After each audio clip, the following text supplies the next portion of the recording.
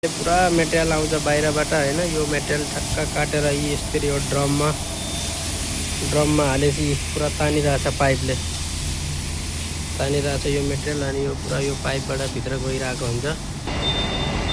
यहाँ स्टुडियोबाट आएर पुरा गरम भएर बग्लेर यसरी पुरा बबल निक्लिन्छ प्लास्टिक।